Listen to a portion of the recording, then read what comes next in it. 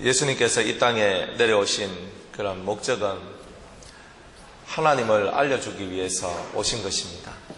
하나님이 과연 어떤 분이신지, 하나님께서 우리를 위한 그런 계획은 무엇인지, 하나님께서 우리를 어떻게 사랑하시는지, 얼마만큼 사랑하시는지, 하나님에 대하여 모든 것을 그냥 우리에게 가르쳐 주시려고 이 땅에 오신 것입니다.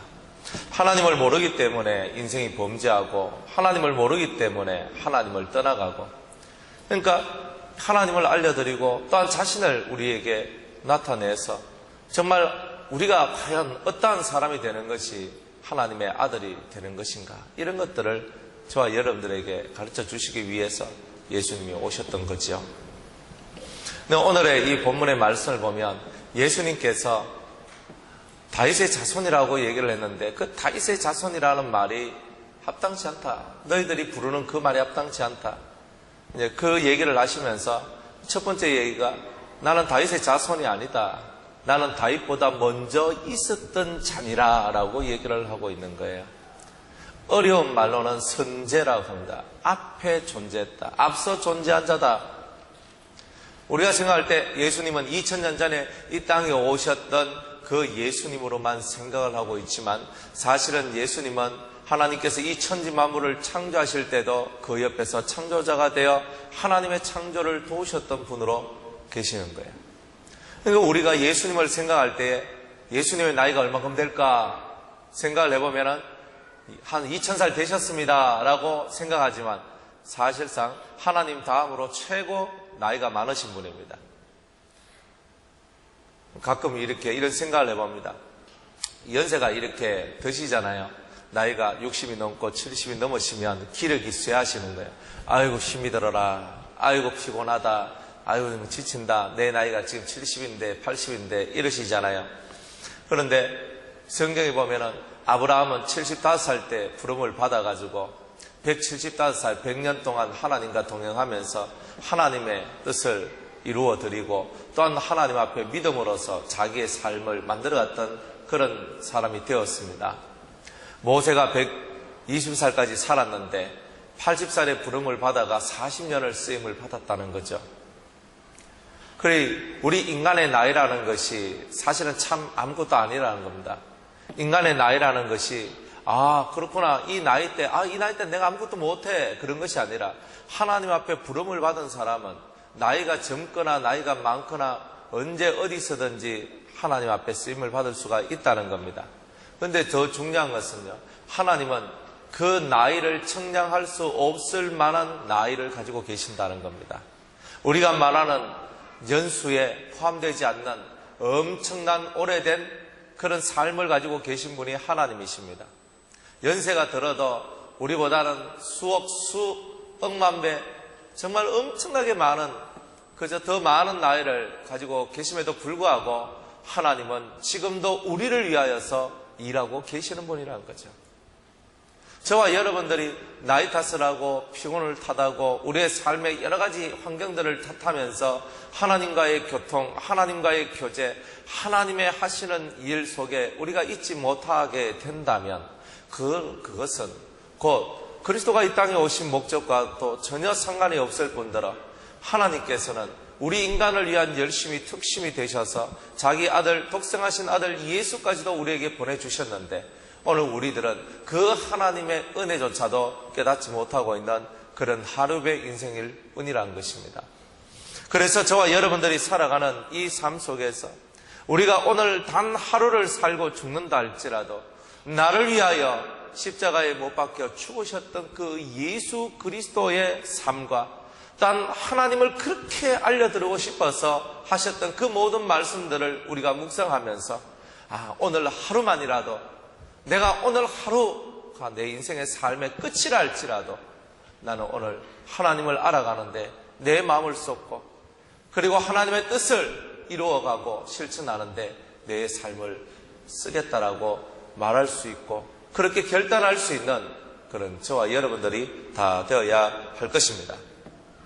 예수님께서는 절대 우리 뒤에 오신 분이 아니고, 인간들 뒤에 오신 분이 아니고 인간들보다, 사람들보다 먼저 계셨던 분이십니다.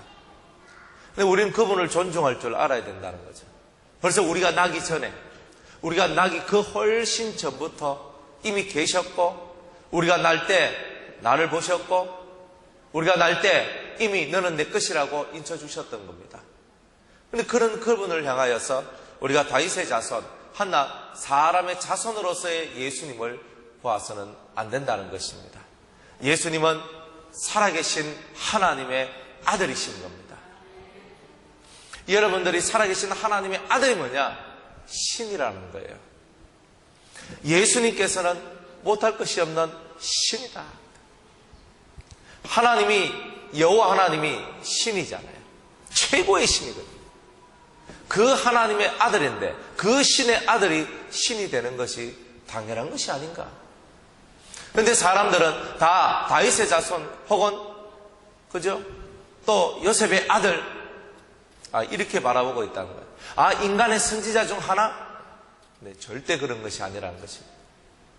신이신 그가 육신의 몸을 입고 이 땅에 오셨습니다. 말씀이셨던 모든 하나님의 사상을 가지고 계셨던 그분, 하나님의 모든 뜻을 가지고 계셨던 그분께서 그 말씀이 육신이 되어 오늘 우리 가운데 오셨고 우리 가운데 영원한 생명으로 존재하고 계시는 겁니다.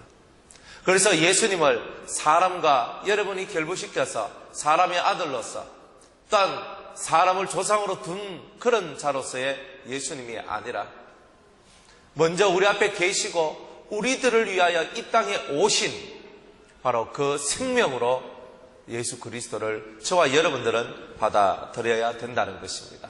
따라합시다. 예수님은 내 영혼의 유일한 생명이십니다. 이것이 내 가슴 절절히 끓어오를 때에 예수님을 제대로 깨닫게 되는 거예요. 예수님은 자기를 지금 보여주시고 가르쳐 주시는 겁니다. 나는 이런 자다. 나는 이런 자다. 이것을 보여주는 겁니다. 예수님을 사랑하는 자는 예수님이 어떤 분이라는 것을 깨닫게 되는 것입니다. 단순히 나의 구세주 정도에서 끝나는 것이 아니라 과연 그분이 창세전부터 존재했던 그분이 과연 어떤 분인가를 정확하게 깨닫게 되는 겁니다. 여러분들이 예수님을 믿고 계시죠? 예수님을 믿고 계시기 때문에 이 자리에 앉아 계시는 겁니다. 예수님을 믿고 있기 때문에 또 예수님을 믿고 싶어서 예수님의 사랑을 받고 싶어서 이 자리에 있는 겁니다. 그러면 적어도 예수님께서 이 땅으로 인간으로 오셨을 때 그 예수님의 모습을 저희들이 깨달아야 되고 또한 그 인간의 몸을 입고 오셨던 그 예수님뿐만이 아니라 그 인간의 몸으로 오셔서 나를 위해서 죽고 부활하셨던 이제 신이 되셨던 그 예수님을 우리는 깨달아야 되는 거예요. 그러나 그 전부터 계셨던 그 예수님도 알아야 되는 거죠. 우리는 예수님에 대해서는 단 하나라도 놓칠 수가 없는 것입니다. 예수님에 대해서는 단 하나라도 잃어버릴 수가 없는 것입니다. 예수님에 대해서라면 무조건 내가 알고자 원하고 그분을 깊이 있게 깨닫고자 하는 것, 그것이 바로 성도의 삶인 것입니다. 예수님, 당신을 내게 더 보여주시옵소서. 예수님, 당신을 나에게 더 많이 알려주시옵소서. 오늘 예수님은 이 성도들에게 자신을 더 알려주고 계시는 겁니다. 더 가르쳐주고 더 밝혀내고 계시는 겁니다. 내가 너희들 앞서 있었다. 너희들이 다윗의 후손이라고 말하나 나는 결단코 다윗의 후손이 될 수가 없다. 왜냐하면 성경에 말하기를 주께서 내 주께 이르시되 내가 네 원수를 네 발 아래 둘 때까지 내 우편에 앉았으라. 그러면 다윗이 그리스도를 주라 하였은즉 어찌 그의 자손이 될 수 있겠느냐? 그런 일은 없다. 그러면 너희들 성경에 쓰여 있는 그 말들을 궁극적으로 그 근본적인 것들을 깨달으면 절대로 그리스도는 다윗의 자손이 아니라는 것을 알게 될 것이다. 여기까지 하고 끝났지만 그 속으로 들어가면 예수님은 하나님과 더불어 이 천지 만물을 창조하셨던 그분이시다. 이렇게 이들이 알기를 원했다는 거야. 사람인 예수님이 아니라 하나님의 아들인 예수님으로 확고하게 받아들이기를 원하는 이 주님의 마음이 이곳에 들어있다는 거예요. 그러면서 또 예수님께서 두 번째, 오늘 파트에서 두 번째 가르침을 주십니다. 예수께서 38절에 예수께서 가르치실 때에 가라사대 긴 옷을 입고 다니는 것과 시장에서 문안받는 것과 회장의 상자와 잔치의 상석을 원하는 서기관들을 삼가라. 저희는 과부의 가사를 삼키며 외식으로 길게 기도하는 자니 그 받는 판결이 더욱 중하리라 그랬습니다. 주님은 자신들을 보여주시고 자신에 대해서 내가 어떠한 자다라는 것을 알려주시고, 그리고 알려주시는데 몽땅 다 가르쳐 주시는 것이 아니라 문을 하나 열어주고 있는 거예요. 이러한 나의 모습이다 하는 문을 하나 열어주고 그 문을 두드리고 그 문을 여는 자가 나오기를 바라셨던 거예요. 그렇게 예수님께서 열어주는 그 문으로 들어와서 확실한 예수님을 만나고 싶다면 우리가 해야 될 일이 있다는 거예요. 그게 뭐냐? 오늘 이 성경에 보니까 이런 서기관들, 가장 자기가 최고가 되고 싶어한 그런 서기관들과 같은 모습은 버려야 된다는 거예요. 그러면 이 서기관들과 같은 사람이 어떤 사람인가? 성경에 보니까 먼저 긴 옷을 입고 다닌다 그랬습니다. 긴 옷을 입고 다닌다는 말은 무슨 말이냐면 자기를 표시하는 겁니다. 내가 서기관이다. 나를 알아서 모셔라. 옷으로 자기의 위엄과 자기의 권위를 드러내고자 하는 자들입니다. 왜 이 서기관들이 이런 마음을 품었냐면 바로 제사장입니다. 여러분들, 제사장은 제사장복이 따로 있죠. 성경에는 다른 옷을 만드는 것에 대해서는 쓰여 있는 것이 없지만 제사장복을 만드는 그것에 대해서는, 그 거룩한 옷에 대해서는 성경에 정확하게 기록되어져 있습니다. 제사장들이 제사를 드리러 성전 안에 들어갈 때에 그들이 입고 있는 하얀 세마포 옷을 바라보고 모든 백성이 다 그 옷을 선망하고 있는 것입니다. 나도 저 제사장과 같이 구별된 사람이 되면 좋겠다. 나도 저들과 같이 쓰임을 받았으면 좋겠다. 사람의 마음은 좋은 것이 좋다고, 그것이 좋은 줄 알고 그 제사장 옷을 사모했던 것이죠. 그래서 이 서기관들도 긴 옷을 입으며 발에 끌리는 옷, 바로 제사장복과 같은 그런 비슷한 옷을 만들면서 나도 저들처럼 거룩한 사람이다. 나도 저들처럼 하나님 앞에 쓰임받는 사람이다. 옷으로서 자기를 표현하고 있는 겁니다. 이들이 갖고 있는 마음이고 이들의 삶이었던 거죠. 그래서 주님은 이렇게 옷으로서 자기의 권위를 드러내고 자기의 위엄을 드러내고 또 자기가 하나님의 사람이라는 것을 드러내고자 하는 자들을 하나님께서는 멀리하라고 얘기를 하는 것입니다. 하나님의 나라는 그 껍데기에 있는 이 옷이 아니라 우리 내면적 옷, 아름다운 행실이 저와 여러분들에게 있어야 될 것이다라고 주님은 역설적으로 우리에게 말씀해 주는 거예요. 아무리 화려한 옷, 좋은 옷을 입었다 할지라도, 아무리 상홍차양대가 우리하고 다른 저 가운을 입고 있다 할지라도, 아무리 제가 여러분들하고 다른 이 가운을 입고 있다 할지라도 이것이 거룩함을 드러내는 것이 아니라는 겁니다. 이것이 하나님의 사람이라는 것을 증거하는 도구가 아니라는 것입니다. 이 옷이 아니라 내 내면에 담겨져 있는 내면의 행실이 옳은지 그른지가 중요한 것입니다. 내면 속에서, 내 마음 속에서 흘러나오는 것이 옳은 것이라면 내 그때 삶도 옳은 것이 될 것입니다. 주님은 그거를 바라는 거죠. 또 성경은 시장에서 문안 받는 것과 라고 얘기를 합니다. 시장에서 문안을 받는 것이 무엇입니까? 내가 높은 자다 하는 것을 인정받기를 원하는 것입니다. 그래서 시장에 사람들이 많이 왕래하는 그곳에 딱 서 있으면요, 아이고 서기관님 오셨습니까? 아이고 서기관님. 그래서 사람들이 자기한테 굽신굽신 거리기를 원하고 있는 거죠. 그런 자들을 삼가하라고 얘기하고 있는 겁니다. 그냥 사람들이 제가 목사니까 아이고 목사니까 무조건 굽신굽신, 목사니까 무조건 굽신굽신 거리기를 원하는 거나, 이 서기관들이 시장 앞에 어슬렁어슬렁거리면서 지나가는 사람들이 자기를 향하여 서기관님 하는 거나 별 다를 바가 뭐가 있겠습니까? 그래서 나는 너희들보다 더 높은 사람이다. 그래 너희들 나한테 인사를 해야 된다. 근데 이런 마음을 갖고 있는 게 서기관들이었습니다. 그런 높은 마음들, 인사를 받고자 하는 마음들에서 너희들이 벗어나라. 성경은 너희가 대접을 받고 싶으면 대접받고 싶은 대로 남을 대접하라고 말씀하십니다. 우리가 대접을 받고 싶어요. 어떤 대접? 인사를 받고 싶어요. 목사님 안녕하세요. 목사님 안녕하세요. 인사를 받고 싶으면 내가 뭘 해야 된다는 겁니까? 먼저 집사님 안녕하세요. 권사님 안녕하세요. 내가 사랑받고 싶어요. 그죠? 성도님들이 나를 향하여 목사님 사랑합니다. 목사님 사랑합니다. 이것을 받고 싶으면 내가 먼저 성도님들을 사랑하는 그 일을 해야 된다는 거예요. 그게 성경의 가르침입니다.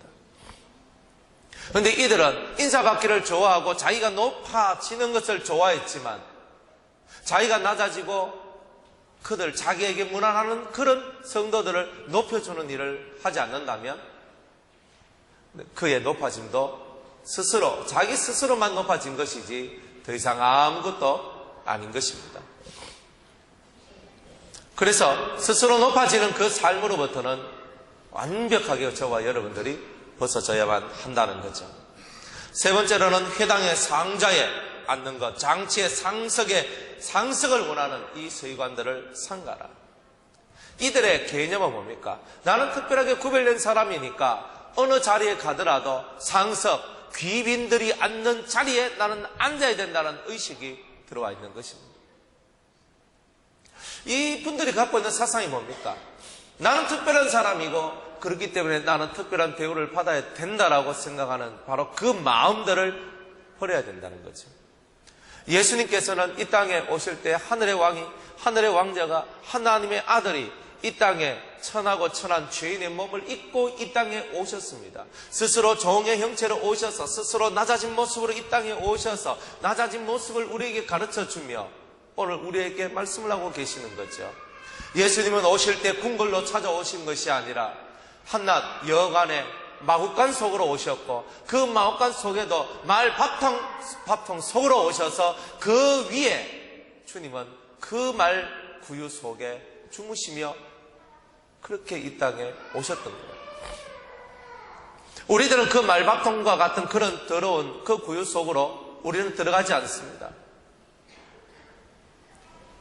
우리는 화려하고 좋은 것을 향해 갈 뿐이죠. 더 나은 환경, 더 좋은 환경을 향해 갈 뿐입니다. 그렇지만 주님은 더 좋은 환경이라는 것은 없다. 더 좋은 마음은 있다. 더 좋은 너의 내면은 있어도 더 좋은 환경은 없다는 것입니다. 아무리 많은 돈을 갖고 있어도 그것이 더 좋은 환경이 될 수 없다는 겁니다. 아무리 많은 명예를 갖고 있어도 그것이 더 좋은 환경이 될 수 없다는 것입니다.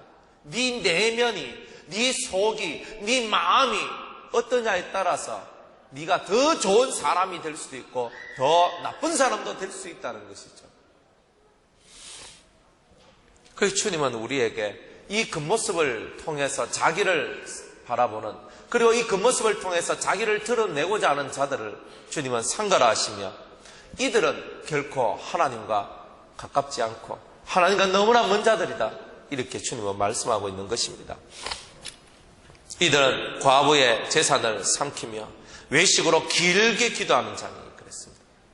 하나님을 믿는다 그러면서 과부, 여러분들 과부가 어떤 사람입니까? 과부는요, 남편이 없어요. 이 시대에도 남편이 없으면 홀대당합니다. 남편이 없으면 아이고 그래 집에 남편 계십니까? 아이고 남편 없습니다. 그러면 그래요 하면서 이제 벌써부터 사람 눈빛이 불쌍한 눈빛 플러스 아이고 저 힘도 없고 아무 능력도 없네 이렇게 바라보는 거죠. 나이가 들어서 과부가 되면은 상관없습니다. 그건 과부라고 말하기도 어려운 거예요. 그런데 정말 젊은 날에 남편을 여의고 자기 홀로서 자식을 키우며 살아났던 과부들의 일생은요, 그렇게 순탄하거나 평탄하지 않은 것입니다. 그래가지고 한 푼 모아서 자식을 가르치고 한 푼 모아서 자식을 위하고 한 푼 모아서 자식에게 뭔가를 해주었던 정말 가난한 그런 과부의 재산을 다 빼앗아서 자기 집에 넣은, 자기 입에다가 넣는 그런 늑대와 같은 삶을 살아갔던 것이 이 시대의 서기관이라고 얘기를 합니다. 얼마나 이들이 받을 고통이, 받을 심판이 클까요? 저와 여러분들도 마찬가지입니다. 제가 바깥에 나가서 성도들에게 말씀을 전하고 집회를 하고 그렇게 살지만은 밖에 나가서 말씀을 전하면 전할수록 더 마음속에 오는 아픔이 있어요. 첫 번째 아픔이 뭐냐 하면은 성도들이, 목회자들이, 기도원의 원장님들이, 목사님들이 하나님의 뜻을 너무 모른다. 하나님의 뜻을 너무 모른다는 것이 가장 슬펐습니다. 집회를 하는데, 집회를 하면요, 무조건 돈이 안 들어가면 집회가 안 돼요. 어떤 분은 얘기합니다. 딱 사람을 딱 보는 거예요. 사람을 딱 보고, 어떤 목회자는 이렇게 얘기합니다. 그래, 뭐, 이름을 딱 듣고, 당신 이름이 나쁘다. 당신 이름이 나빠가지고, 지금 환난과 고난이 많다. 이름 바꿔라. 그럽니다.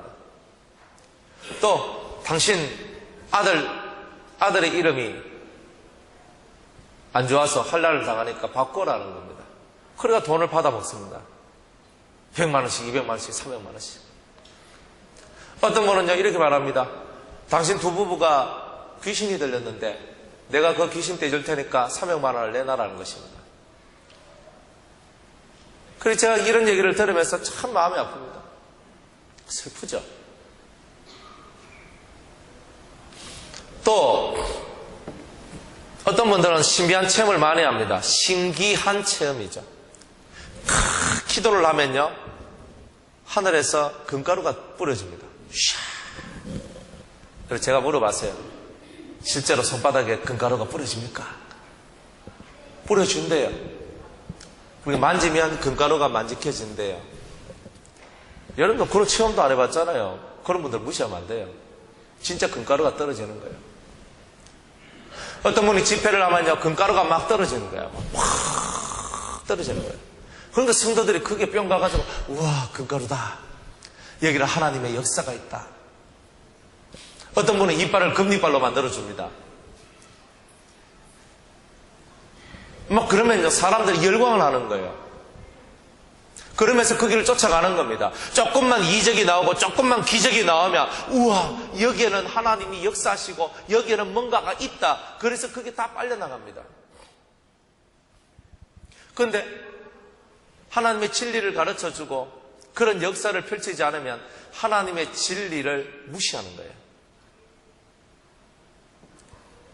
너무나 어리석고 어리석은 바로 그런 형태들이 지금 우리 한국 교회 속에 벌어지고 있다는 거예요. 은사를 무시하는 것도 아니고 그런 은혜가 없다고 부정하는 것도 아닙니다. 중요한 것은 하나님의 뜻을 가지고 하나님의 뜻대로 행하는 자라야 천국에 들어가리라 그랬던 거예요. 그런데 우리는 천국에 들어갈 준비를 하는 것이 아니라 이 땅에서 그 옛날 유대인들이 표적을 원했고 기적을 원했듯이, 때로는 헬라인들이 지혜를 원했듯이, 내가 이 세상을 잘 살아갈 수 있는 하나의 방편을 원했듯이 오늘 우리의 영혼이 그렇게 되어 있다는 거예요. 참되고 올바른 것은 행하기가 어려운 겁니다. 바른 길을 걷는 것은 참으로 고독한 길인 거예요. 근데 그 길을 걷는 것은 내 눈으로 표적을 보고 이적을 보고 기적을 보고 하는 이것보다 훨씬 따분하고 고독하고 어렵기 때문에 그 길을 사람들은 걷고자 하지 않는다는 거예요. 단지 겉으로 그냥 표면적인 인생만 살고 표면적인 삶만 살면서 내가 다른 사람한테 인정받고 높임을 받고 사랑을 받고 존경을 받으면서 살아가는 그런 삶을 추구하며 그냥 그 삶 속에 파묻혀 사는 것, 그것이 바로 이 시대의 사람들의 모습이라는 거죠. 외식적으로 많이 기도합니다. 과부의 돈을 갈취하고 없는 자의 돈을 갈취하고 길게 기도하니까 난 오래 기도한다. 나 2시간 3시간 기도한다. 그러니까 날 알아봐라. 내가 살기 위해서 기도하는데 남이 나를 알아줘봤자 뭘 하자는 겁니까? 남들 앞에서 찬송 부르고 남들 앞에서 기도하고 남들 앞에서 그렇게 하니까 그분이 위대한 신앙인처럼 보여지는 이런 시대적 오류를 우리는 타파해야 되는 거예요. 성경 말하기를 그 사람의 열매로 그들을 알리라. 기도를 많이 해도, 성경을 많이 봐도, 찬송을 많이 부르고 예배를 많이 드린다 할지라도 그 사람 속에 열매가 없으면 그들은 하나님하고는 상관이 없는 거예요. 저와 여러분이 10년을 예수를 믿었던, 500년을 예수를 믿었던 우리 속에는 그에 합당한 열매가 존재해야 된다는 겁니다. 그 열매가 없다면 우리는 겸손히 우리의 무릎을 꿇어야 된다는 거죠. 오래 믿었다는 것을 자랑할 이유가 저와 여러분들에게는 전혀 없습니다. 그렇기 때문에 오래 믿은 것을 자랑하지 말고 여러분들 삶 속에 드러난 진정한 그리스도의 열매를 드러내는 그런 성도가 되라는 것이죠. 그러한 여러분이 되시기를 주의 이름으로 축복합니다.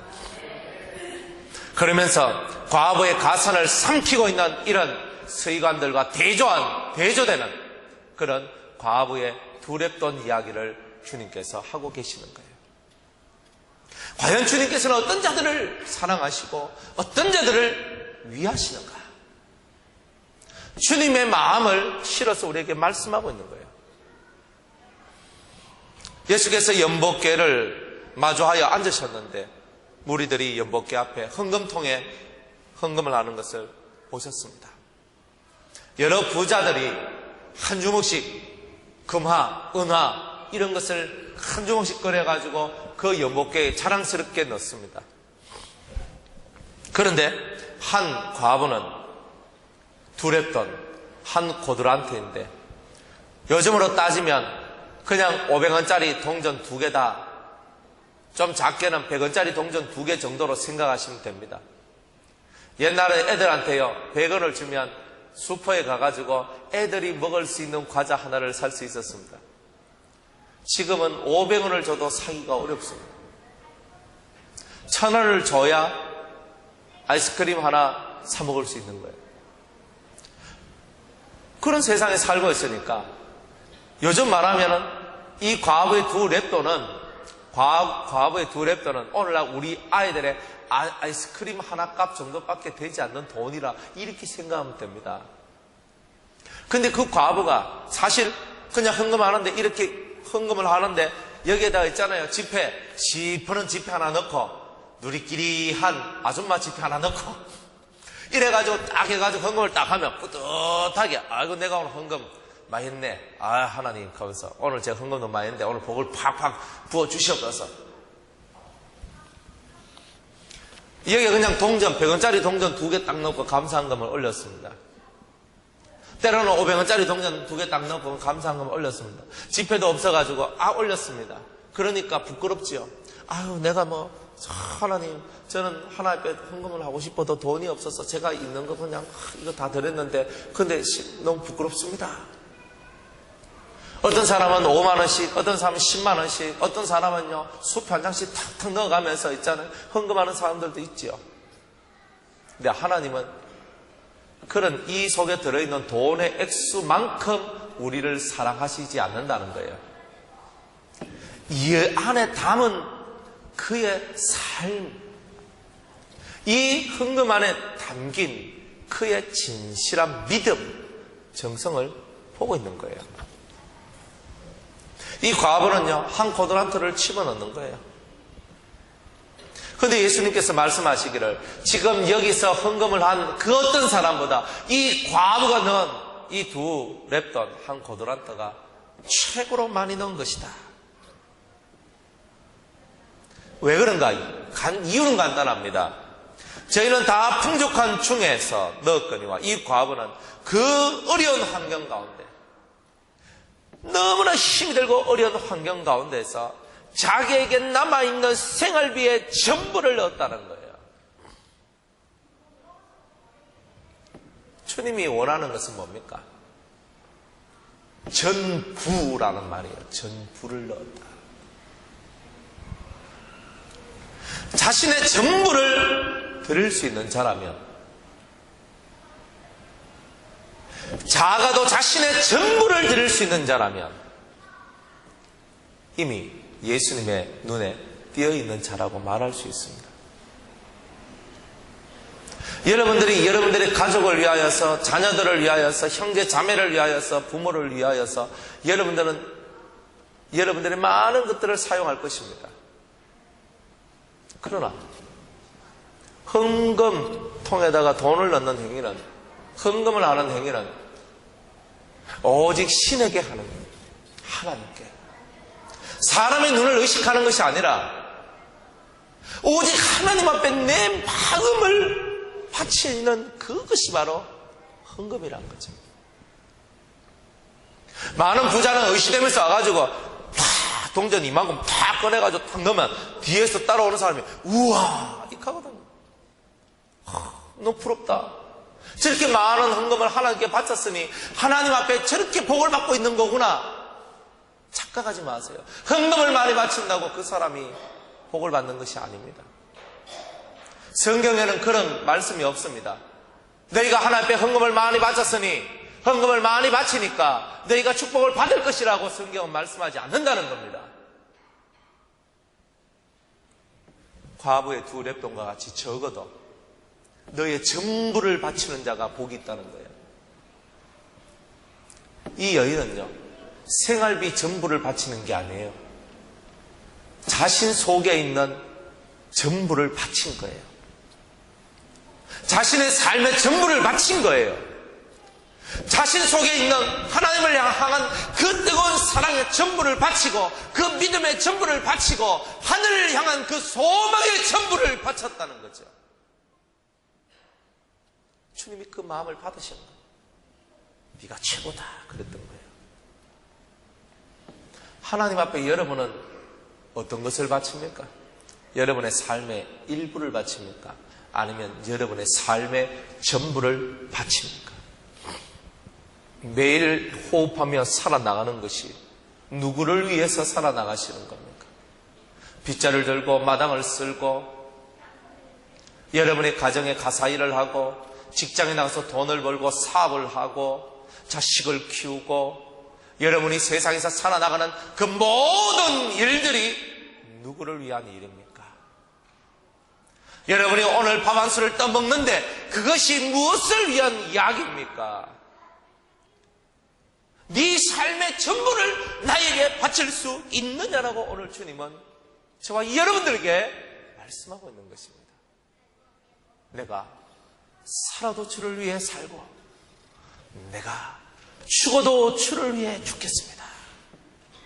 내 한 목숨을 다 바쳤으라도 주님의 뜻을 이루고 하나님의 나라를 이루는 것이라면 이 몸이 부서져도 주님을 위하여 살겠습니다. 그런 마음이라면 아무리 작은 동전을 바친다 할지라도, 아무리 작은, 때로는 헌금을 바치지 않는다 할지라도 하나님은 그 심령을 아시고 네가 네 전부를 바친 자라고 인정해 줄 것입니다. 여러분들이 예수 믿는 것은 여러분의 화려함을 자랑하기 위해서도 아니고 여러분의 부함을 자랑하기 위해서도 아닌 것입니다.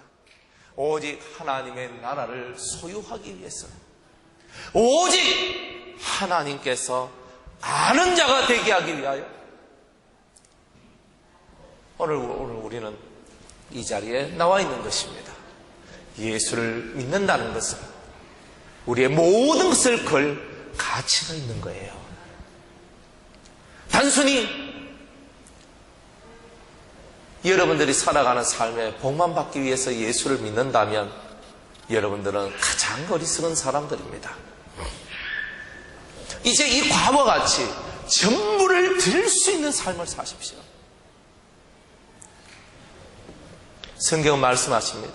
너희는 마음을 다하고 성품을 다하고 힘을 다하고 정성을 다하고 목숨을 다하여서 주 너의 하나님을 사랑하라. 다하여서 너의 전부를 다하여서 네가 가지고 있는 재능을 다하여서, 그것이 우리가 사는 법인 거예요. 그저 폼내는 삶 살지 말고 진짜 내가 무엇을 하는 것이 주께서 기뻐하시는 것일까? 내 삶의 전부를 바치는 것이 과연 무엇일까?